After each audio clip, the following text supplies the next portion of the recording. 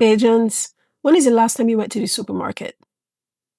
Actually, more specifically, when is the last time you checked the price of the chicken and checked the price of the eggs and the bread and the rice and your everyday shopping basket? Because I want to ask Wuna something, right? And when I ask Wuna, I want you to sit on the question for a little bit before you answer them. What if I told you that there was a piece of water out there, right? 21 miles wide at its narrowest point on the other side of the world, like far, far off from Barbados, that has the power to change every single one of them prices. You doubt me? Listen, I ain't saying could, and I ain't saying might one day. I'm saying has the power right now.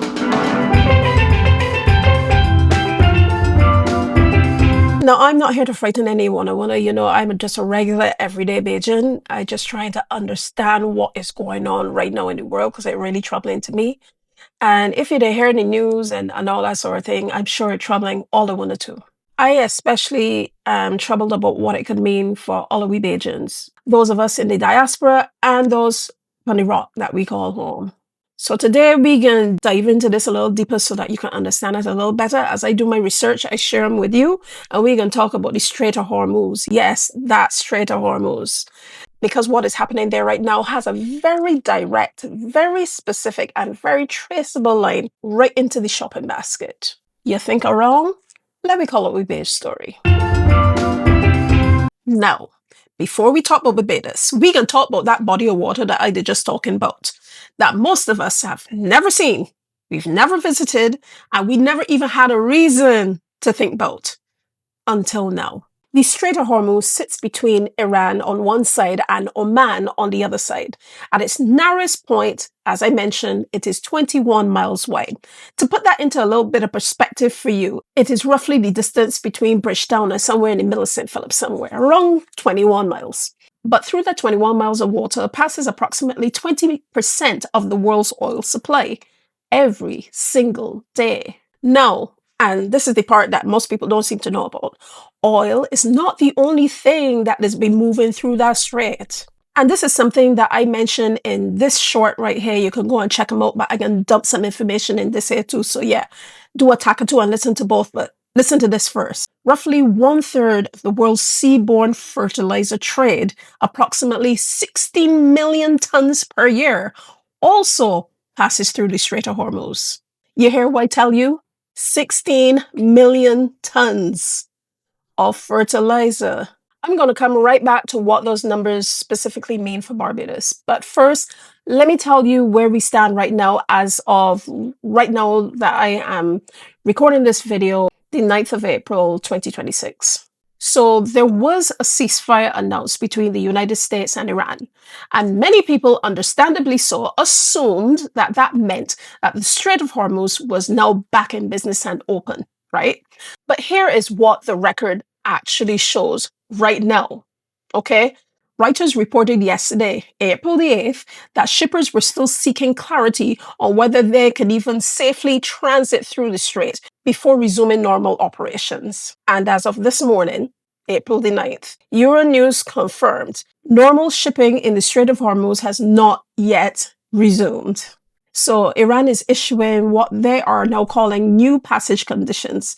There seems to be some kind of confusion at the highest levels of global shipping about what the actual rules are. I'm sure you would have been hearing it in the news. All the talk is about that right now. Operators are quite literally waiting to see if a major vessel from a large European company actually makes it through safely before they commit their own ships. So to be quite honest, this isn't the reopening that people were thinking of, or at least the people like you and me. This is what seems to be a standoff, dressed up as a ceasefire.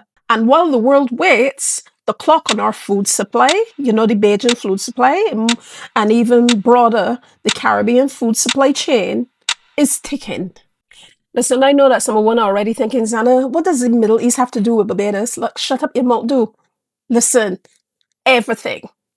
Everything. Let me show you exactly how. Here is the chain, right? Follow it with me step by step.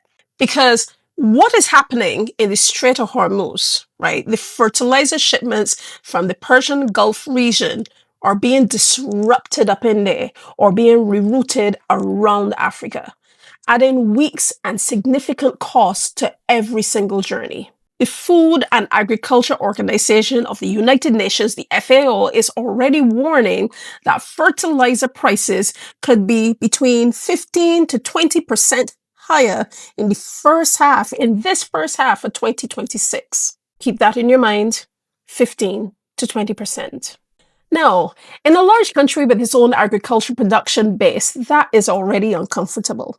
However, in a small island developing state that imports most of its agricultural input, that is serious, man. And listen, I am not the one that is saying this. The head of the BAS, the Barbados Agricultural Society, is saying this. James Paul, who is the Chief Executive Officer of the BAS, spoke to Barbados today on the 1st of April of this year, and I want to tell you what he said. His words, right? We import a lot of the inputs for agricultural production, be it livestock or crop production. Feed, fertilizers, and pesticides are key areas of concern. And then he said this, and this is the part that every Bajan should sit up straight and listen to, right? The system can change almost instantly, so you've got to be aware and start to do something about it. Almost instantly. And haven't we been seeing it? I mean, think of the fact this was meant to be some sort of ceasefire, and suddenly it's not again. Now, when Mr. Paul says feed, fertilizer, and pesticides, he's not speaking abstractly. Let me make this part here so concrete. Feed prices are the single biggest input cost for Barbados's poultry and livestock farmers. Did you know this? Chicken, eggs, pork, it all starts with the feed, obviously. And the primary supplier of commercial animal feed in Barbados is Pinnacle Feeds. I'm sure you hear about them already. That's a subsidiary of Roberts Manufacturing. Here is the chain step by step, all right? There we go. Global fertilizer prices go up. Global grain prices go up. Pinnacle Feeds input costs go up.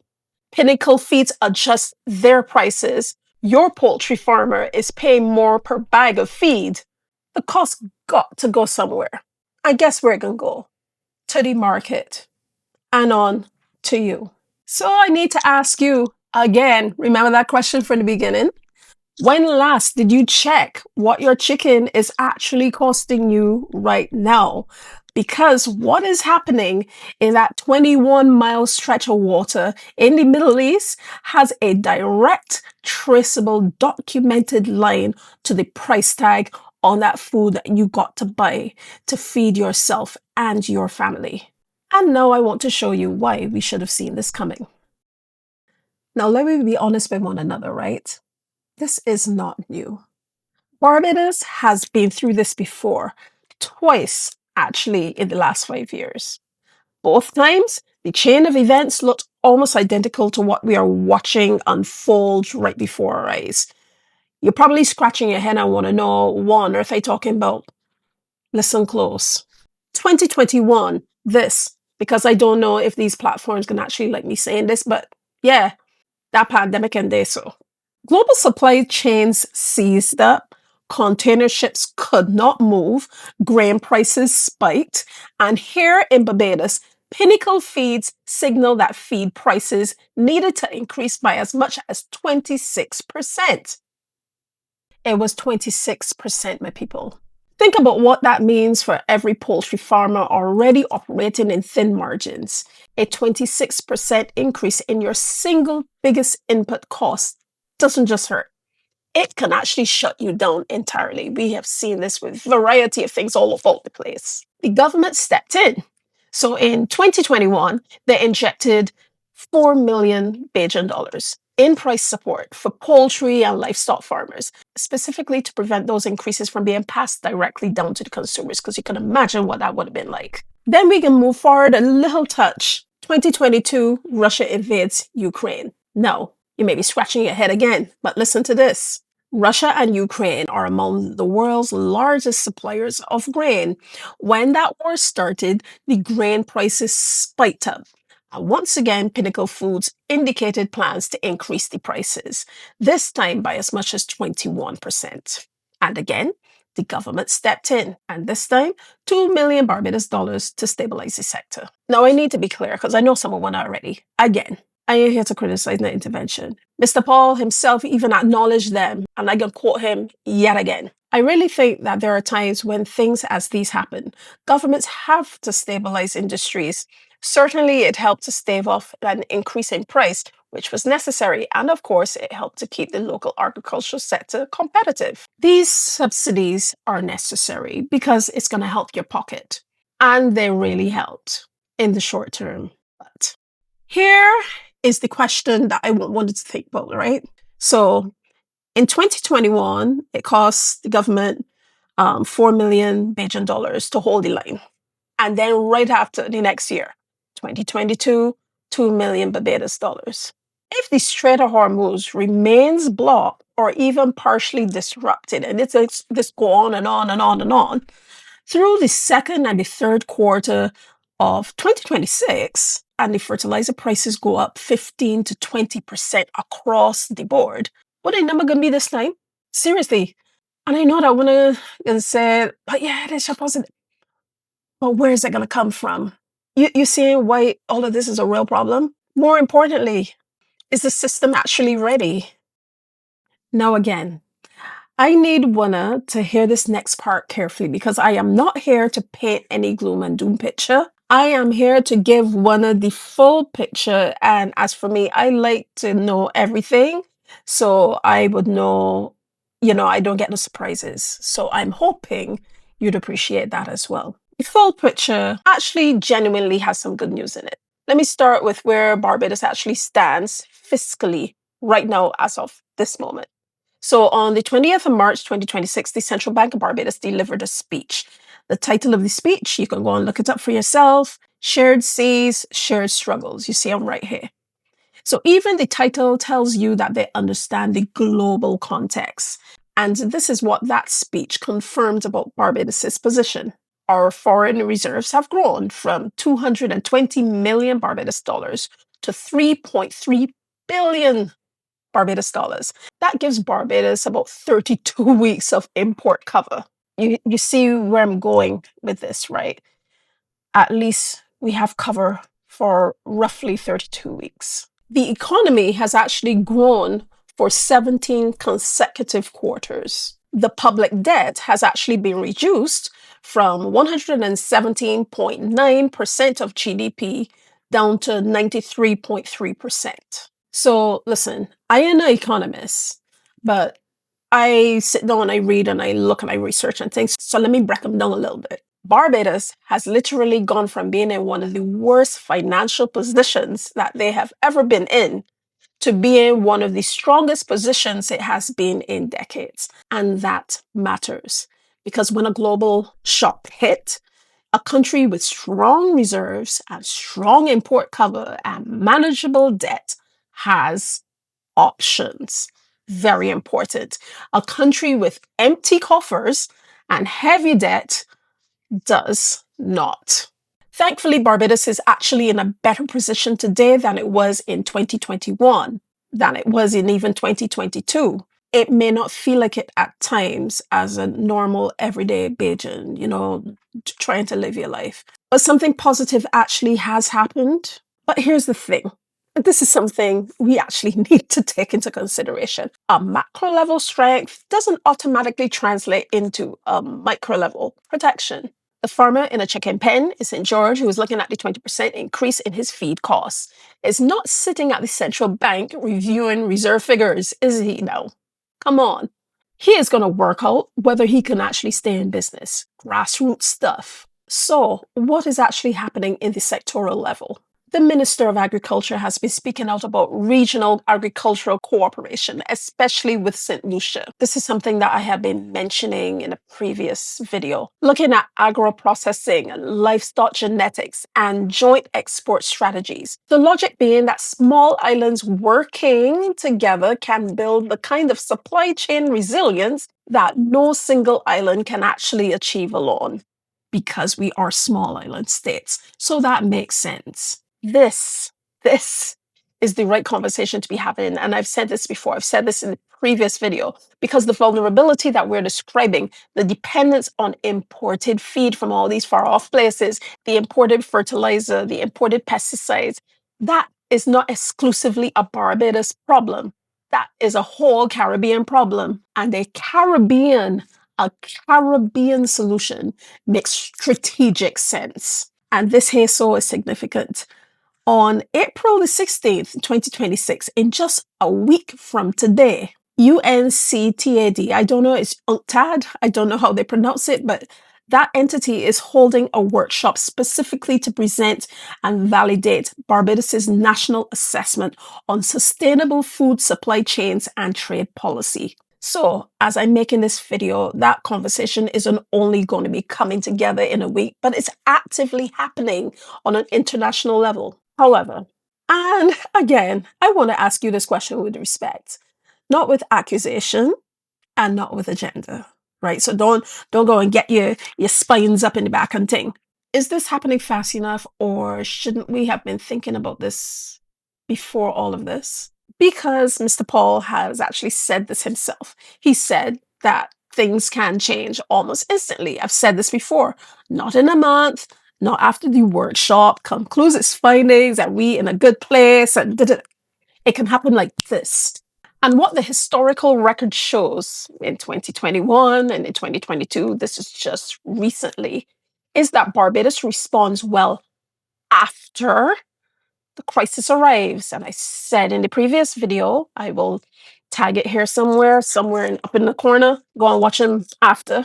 But I did say that we are not proactive. We tend to be more reactive. Not a good thing. The question this video here so is asking, though, the one I think that we really need to be asking our institutions, our representatives, or sector leaders is this. First, you're going to tell them, come off their high horse for a little bit and talk to we, the normal everyday person. You're going to ask them this. Are we building the structures to get ahead of what's happening here? Or are we still waiting for the fire before we go and get the bucket?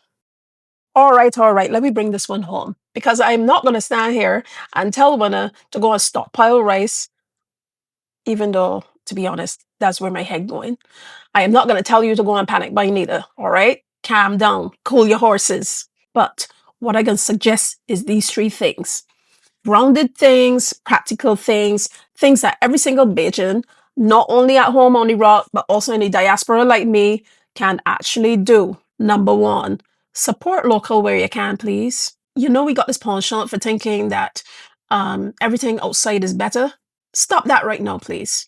I know it's sometimes more expensive than the imported alternative. And I know the big supermarket is convenient, but every single dollar that you spend on Bajan grown produce is actually a dollar that can stay in Barbados, to stay in the local agricultural economy. And a dollar that is not dependent on the shipping lines that are currently in dispute. You see what I'm saying? You want examples of where you can buy local? Cheapside market, your local farmers, neighborhood, somebody maybe doing a little garden farming, man selling by the roadside. All of these supply chains are shorter and are local. So right now, the shortest supply chains like that are more resilient than these international supply chains. Number two, stay informed and follow the institutions, please. And stop trying to fool yourself that nothing ain't going on. Things going on. And don't come for me now, because you know I'm right. The BAS, the Barbados Agricultural Society, is actively monitoring the situation. Go and follow them. You know, I always say this is why I put links away and bring up things and go and research for oneself. The Central Bank of Barbados publishes regular economic updates. Go and follow them. Barbados Today is covering this story in real time. These are your primary sources. Go and follow them. Look, here's the truth. You know that thing, how they say knowledge is power? Well, an informed Bajan public is a more resilient public. If the consumer, meaning you, understands better why prices move, they can make better decisions. If you, the consumer, can understand why your prices move, you can make better decisions. If farmers understand what is coming, then they can plan ahead. Information does not mean panic. It doesn't mean that you're trying to rile up people or nothing. Information literally is power, most especially at this time. And number 3, engage with one of the representatives. You got a whole brand new set of them. Go and talk to them, which means that they need to be very open to having you go and talk to them as well. So it got to be a back and forth, right? The budget that was recently passed included measures, a freight tax cap, a fuel clause subsidy, you heard that one recently, support for pensioners against rising costs, even though, I know it's $100 a month or something like that. The government is already trying to anticipate global pressures in the budget, but those measures need to be monitored. And I did say this a few videos back when we was going through the election and all that sort of thing. Need monitoring, need accountability and all that sort of thing. Need to be scrutinized. If necessary, those measures need to be expanded. That is what the democratic representation that I did talking about is for. So again, contact your member of parliament. Ask them what the agriculture contingency plan looked like if fertilizer prices go up 20% this year. Ask them what happens if Pinnacle Foods comes back, as they did in 2021 and in 2022, and the number this time is higher than ever. What gonna happen? Ask them who will be in that room when the decisions being made, because those decisions are going to be made. The question can be if we voice can be in the room when they are. And so I started this video with a question. What if that 21-mile stretch of water right all the way across in the other part of the world from Barbados could change the price of what's in your shopping basket right now? We've walked through the answer together, and I know it's not a comfortable one. I know that someone want to probably kicking off, but we need to talk about this. We live on the planet. We don't live up in the sky. We don't live in Mars. Okay. But here's what I want to leave one with. Barbados has faced global shocks before. The pandemic, the Russia-Ukraine thing. The names change, but the mechanics is the same. And every single time, Barbados does respond. The question, and I asking a lot, that I am asking with this video and with the research I didn't make, and with this conversation right here, so it's not can we respond? It is how much faster can we build the resistance before the crisis, so we're not always running to catch up after. You know what I mean? Because our farmers deserve better than that. And our families deserve better than that. You deserve better than that. Quite frankly, a people who have survived what our ancestors have survived demands that kind of forward thinking from us. So before I want to go, what do you think should be the government's next concrete move on agriculture food security? Do you think regional cooperation with St. Lucia and other Caribbean islands is moving fast enough to make a real difference? And honestly, when did you last buy something from a local Bajan farmer? Seriously. Leave your answers in the comment section and go and watch them videos that I did tell you about as well. Because this conversation right here, this is all a part of we Baj story. Don't let all the way out in Hormuz and thing fool winner. This is a big part of we Bajan history. Remember, respect and revive. I'm Zana Monique, and this is Let We Call It We Baj Story.